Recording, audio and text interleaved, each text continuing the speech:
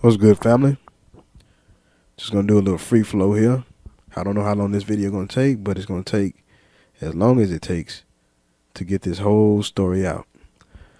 And in it, I'm gonna give you some insight on how my thinking works, and hopefully some of you can recognize the same understanding within yourself and push yourself past whatever may be blocking you.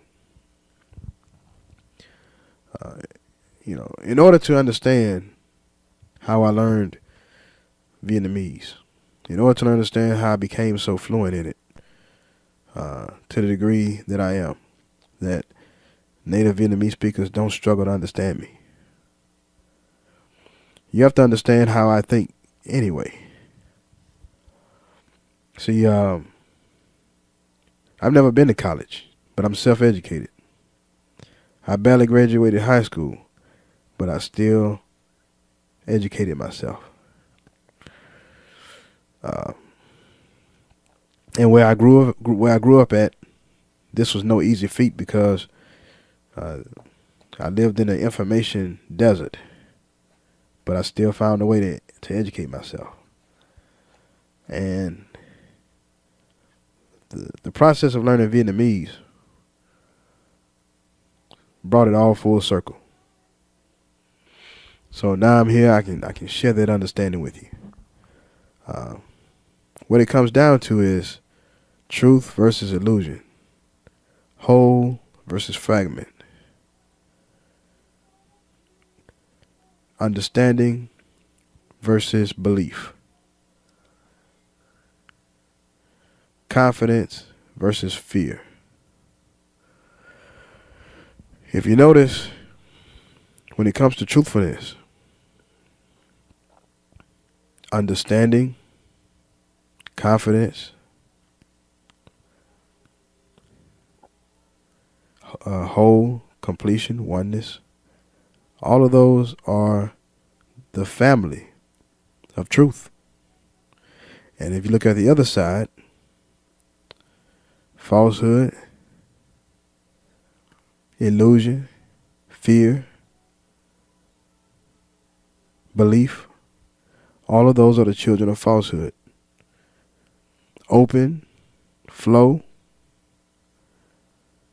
rhythm, dynamic, sharing, all of those are the children of truth as well.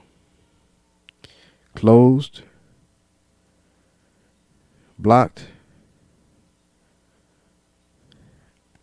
static,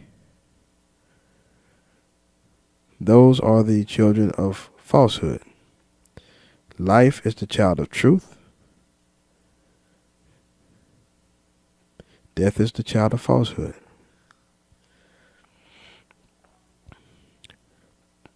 Before I went into elementary school, I knew how to read.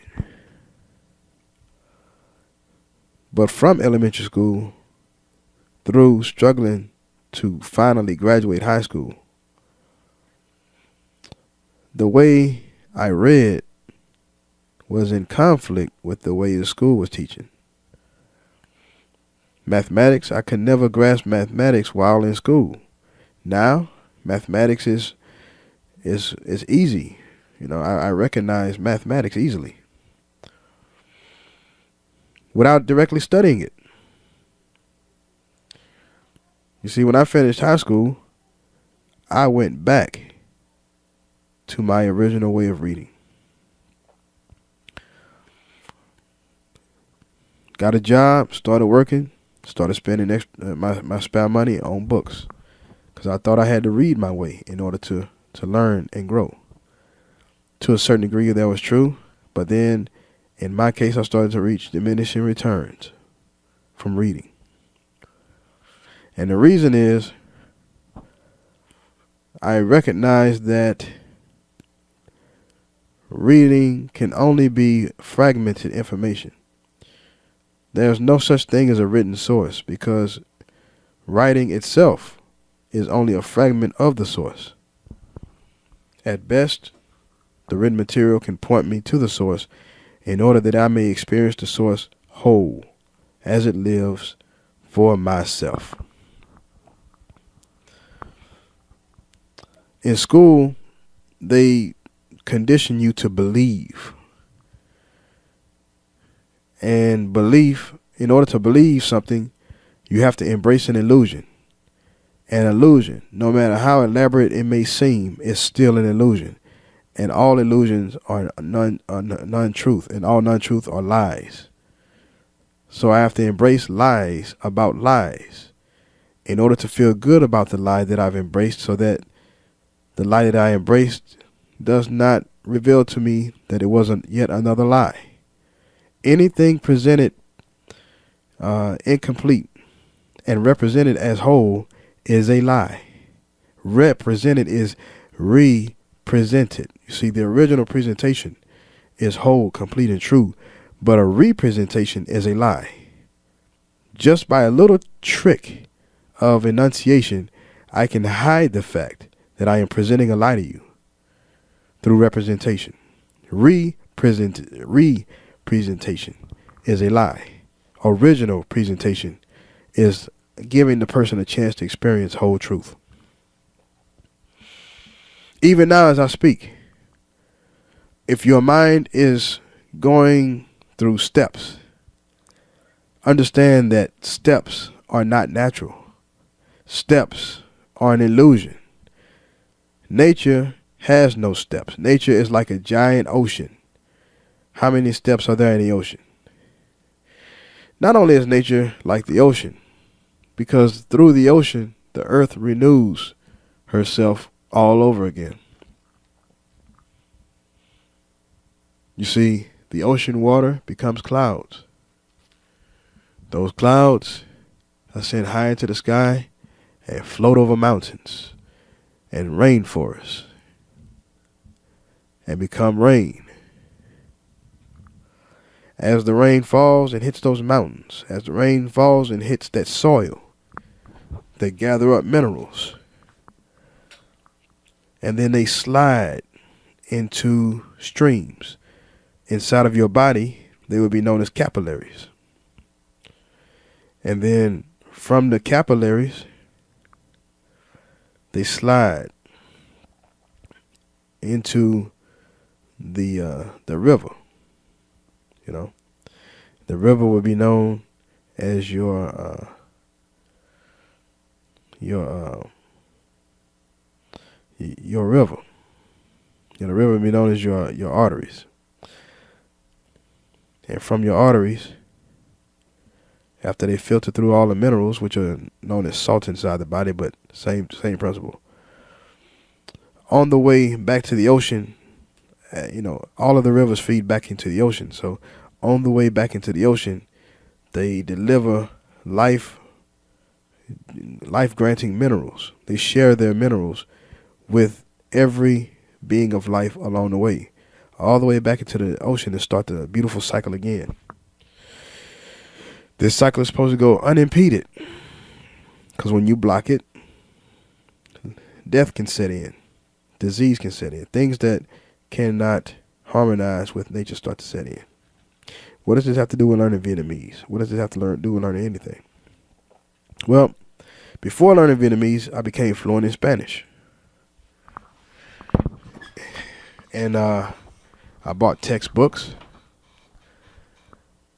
And I sat and memorized vocabulary. I studied grammar rules. I copied things, wrote them down by hand to get my writing together. I would memorize and repeat sentences to native speakers.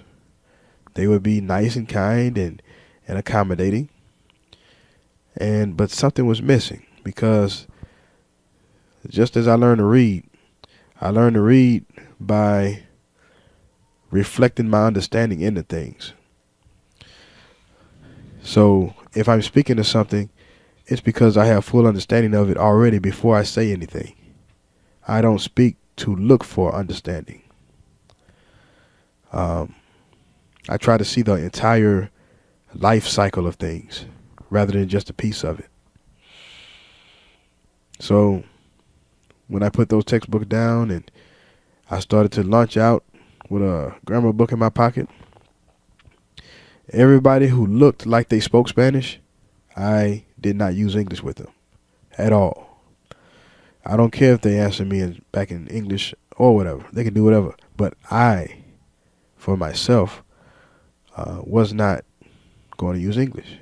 7 months later, I'm fluent in Spanish. About a year later, I can read and write.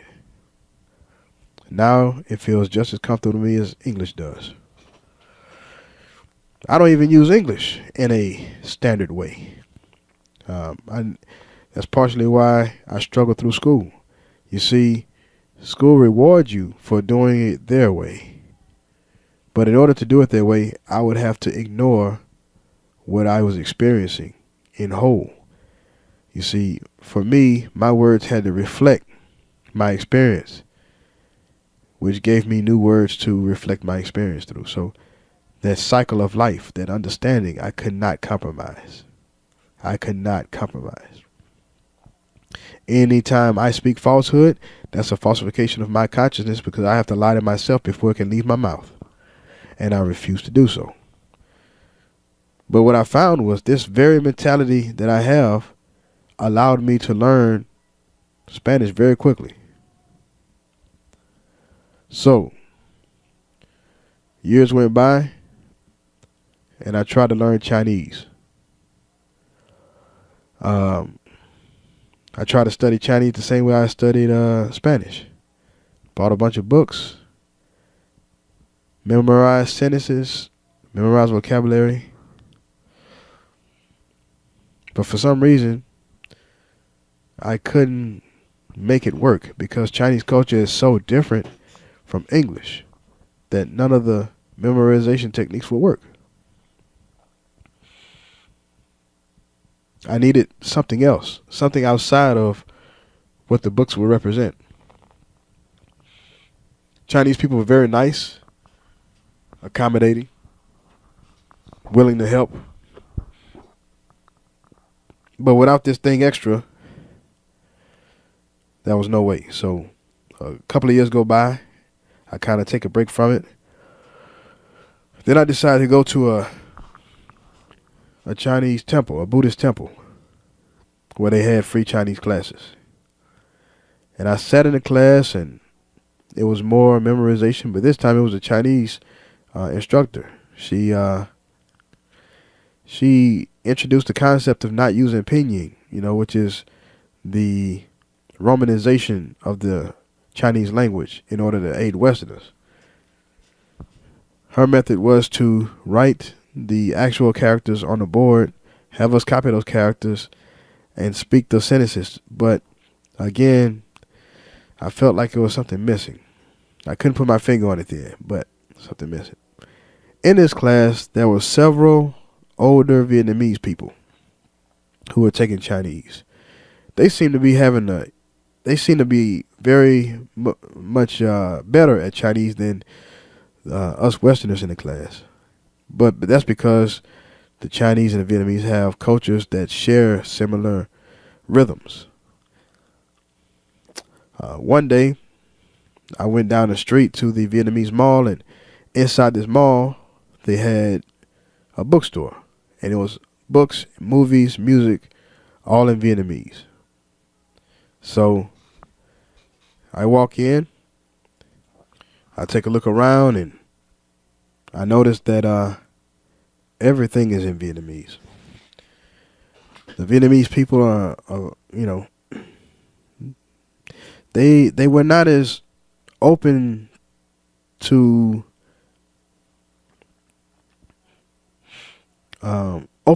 foreigners within the context of their culture as Chinese are. But I could see that within their community, that I could see a genuine love for their culture that's shared among all of them. And I was interested in that. I said, that's curious. So right then, I did an about face and bought a couple of books to study Vietnamese from that store. And as I went through them,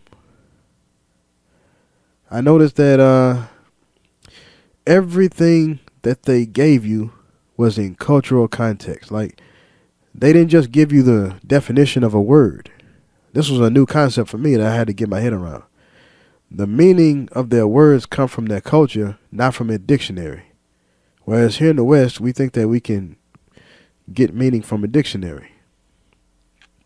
When you attempt to use the dictionary of Vietnamese the same way that you can use it in English, you will disconnect from meaning your disconnect from meaning will be so wide that you'll be unintelligible to a Vietnamese person. The Vietnamese culture is so protected by the fact that it's unable to be imitated.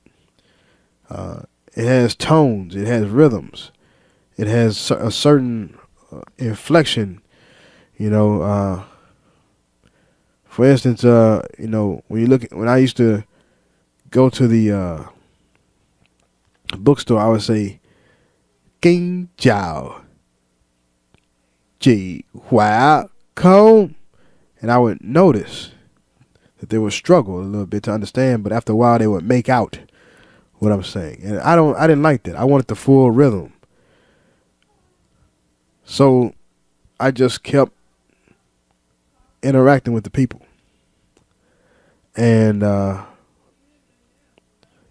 realized that the people got exhausted because that lack of rhythm, that lack of harmony, that lack of order, it wears them down. And I wanted full communication.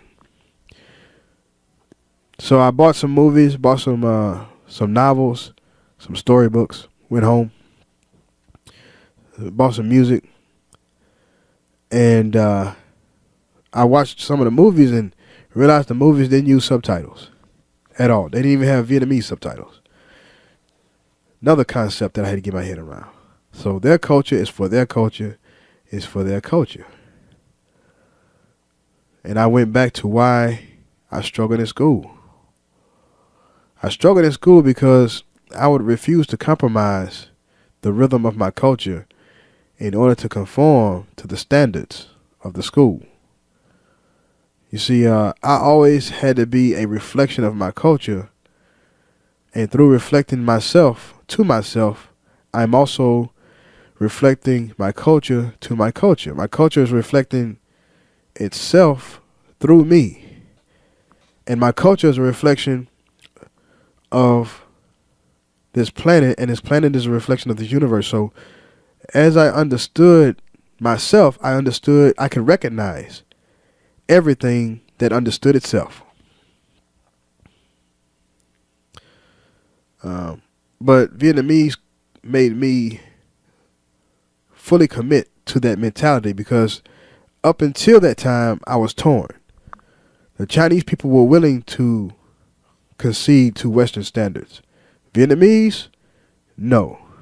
You either understand our culture or you're going to stay outside of our culture. We don't understand you, you don't exist. That's the energy I got. And what was the turning point? The turning point came when, it was a couple of times, I would go down to Little Saigon. And one night I went there, and there was this restaurant, and it was a bar restaurant. And I saw that they had karaoke there, and I had been listening to Vietnamese music for a while, so I knew a couple of songs. So I sit down, and nobody comes over to me. Everybody there is Vietnamese. Everybody there is Vietnamese. Very few people there speak English, and those that do don't speak it comfortably. I asked one of the waitresses if they had food, something to eat. She says no. And I said they had lemonade. She said no, they just had Bud Light. So I just bought a beer. I'm sitting down, I'm watching everybody else eat. Everybody else drink and be merry and sing and all kinds of stuff. And I sat there for about 20 or 30 minutes just observing, listening. Uh, I'm reflecting myself to myself. I don't project my ignorance into the room by making an assumption. That's a projection. I don't project. I just reflect. And I looked at the wall, and that was a 8.5 by 11, sheet of paper, and it had handwriting on it, scribbled handwriting on it, and I could read some of it. I say, those are names of dishes, but there are no prices on it. So I look at one of them, and then there was this lady walking by, and I raised my hand. So she comes over to me. I said, I studied this from the textbook. I said, Xin cho tôi cơm chiên gà. So, she looks at me stunned, and she says, "What did you just say?" I said, "Xin cho tôi cơm chiên gà," and that means, "Please bring me chicken fried rice." So she calls the waitress over and tells her what to do, and then she puts her arm around me and she says, "You're welcome here anytime. I'm glad you speak my language." And that was one of them. I wrote down the name of a song I wanted to sing, and I handed it to her. When I get on the microphone, I sing with precision, because again, I do everything to reflect myself to myself, and that precision comes from my understanding of the culture before I even say a word. I listened to Vietnamese music for 6 months straight without trying to talk to Vietnamese people, because I could feel the energy. They were closed off to my rhythm. So I listened to their rhythm, and as their rhythm became my rhythm, not through mimicry or imitation. Mimicry and imitation is false projection. Through self-reflection, I began to genuinely feel that rhythm, and I started to move to it in a way that was still true to me, but also true to their culture. So my form of their culture was one that they could both recognize themselves and also recognize me. And they celebrated me for it, they were very warm people. A complete contrast from the beginning. So a few months go by, and without really working, because really it's just me getting to know me while remaining true to me, remaining true to my culture. Not trying to speak good English, not trying to speak good Vietnamese, but to understand the people. See, I put all my energy into understanding not their words, but to understanding the creation of their words, the origin, the source their words came from, that place that their words pointed to, because understanding cannot happen via words alone. Understanding point to the area above it, which is invisible, inaudible, and can only be felt by those who are tuned into that same frequency. And I started to step up the bar. I started going to different Vietnamese concert halls and whatnot. They see my big black man with a big afro walk in quietly, sit down, order something, just take in the vibe. Once I get a feel for the vibe, and the vibe is also in harmony with me, then I reflect my understanding of that culture as it's true to me to the culture. And they either recognize me or they don't, but I don't move further until I'm recognized. If I move into their culture without them recognizing me, then I'm imposing myself. I am projecting myself onto them which causes damage because nature itself reflects itself. And all those reflecting themselves to themselves can recognize others reflecting themselves to themselves. When you recognize that energy, you have communication.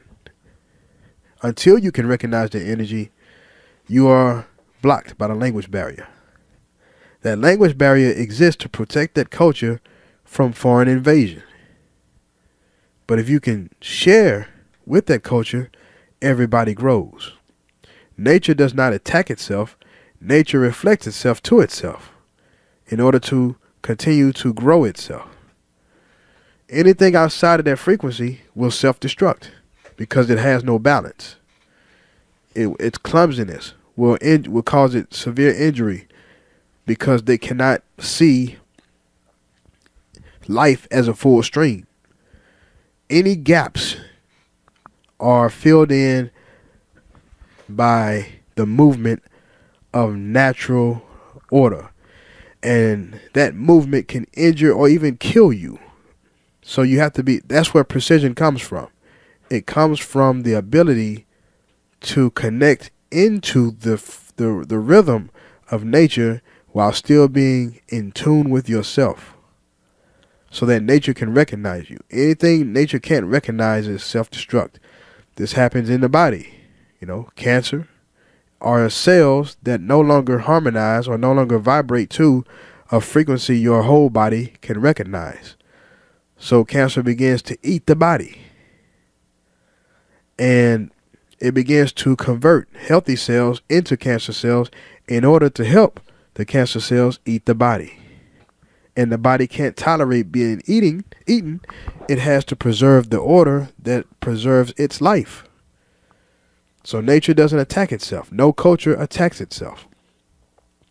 And me being that, I push to understand everything that is me and of me and with me. I know not to project myself onto something that I do not understand. Reflection is free because I can receive things for free. And as I start to understand, I will start to reflect. It's sort of like if you look at a photograph of, let's say you show someone a photograph of them. That is a representation, but it's a false representation. It's not them. To pretend that it is them, it's not true. It's an illusion. But better yet, what if I put a mirror in front of you? Well, yeah, that's better because the mirror does reflect me in full. But because, the painting was an interpretation of me. It was someone else's definition of my culture, whereas the mirror is a direct reflection of my culture, but I can't communicate with it because it's dead, it's static. But the water of a lake, it shows my reflection in full, but it also has its own vibration that I can connect with. So now we have communication. I didn't want the Vietnamese people to believe I could speak their language. I wanted to actually do it. I didn't want them to believe that I understood their culture. I wanted to actually understand their culture. I didn't want them to believe I could read novels in Vietnamese. I wanted to really do it, truly do it. Truth is deeper, more rewarding, more motivating, more life giving, and more wisdom granting than belief. Belief is sort of like damming the river. Understanding flows and flows and flows and flows and flows. But the moment you embrace belief, that flow stops. And just like in life, when you cut off circulation, everything past that point dies, and everything previous to that point becomes diseased. So, I will get on these stages, and I will sing Vietnamese songs from the heart, the soul. And the people would recognize me in themselves, as I, at the same time, truly recognized myself in them. So I started to have video chats online, and they were expecting the typical American, but they got someone different in a couple of ways. First was my appearance. Most had never, and I can say most, all had never seen or spoken to a black American before. But they knew a lot about us. But what they knew about us didn't come from us. It came from the images others put on their TV screens of us. So on the one hand, they would project the ignorance of my people through talking to me as if I were what they saw on television. But I didn't get angry at them. I knew they were ignorant. I chose instead to reflect who we actually are into them, because in fact, I needed them to be as Vietnamese as possible so that their sun, their culture could shine so brightly that it would be easily absorbed. It's sort of like if I need sunlight, it's better for me to be out there on a 100-degree day than it is for me to be out there on a 30-degree day. You see, the sun shines brightly. When the sun shines brightly, I get more of its full rays, and my body can digest those rays in a way that it wouldn't be able to if the sun were further away, if the sun were dimmer.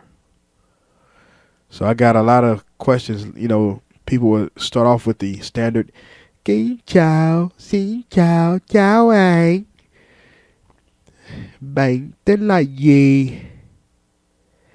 Bạn bao nhiêu tuổi? Bạn có nhiều người, bạn có nhiều bạn học tiếng Nhật được bao nhiêu lần?" You know, questions that you find in the textbooks. I didn't really want that kind of stuff, so I took control of the convo. Rather than talk about things that the textbooks say, rather than practice scripted sentences, I began to reflect my understanding via their culture and share. For the most part, in the beginning, I was speaking only English. And they would speak English and Vietnamese together. But for some reason, they never got tired of talking to me, because I was always sharing with them my understanding of whatever we were talking about. Over time, my ability to convey or to share my understanding in Vietnamese, and it grew. It just grows organically when you push an understanding. Magnetism takes over, and creation and alignment gives you what you need to create that language. And I was so grateful. They started asking me, how are you learning my language so easily? You know, as time went on, they recognized themselves in me so much that they would abandon English altogether. You know, it was one young lady, we had been talking for about 40 minutes. No English at all, straight Vietnamese. And so I asked, I'm like, em muốn tập nói tiếng Anh với anh đó. Em có muốn tập nói tiếng Anh với anh đó? And she goes, không. Just like that. I say, you want to practice English with me? She goes, no. I say, man. So, dân này nói cho mình nói tiếng Việt người Việt Nam.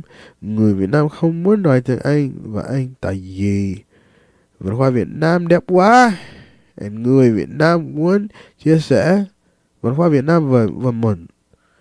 Mình rất vui được nói cho người Việt Nam không có vấn đề gì hiểu nhau Tại vì người Việt Nam nghĩ rằng học tiếng Anh khó quá và nên phải học tiếng Anh để tìm việc làm.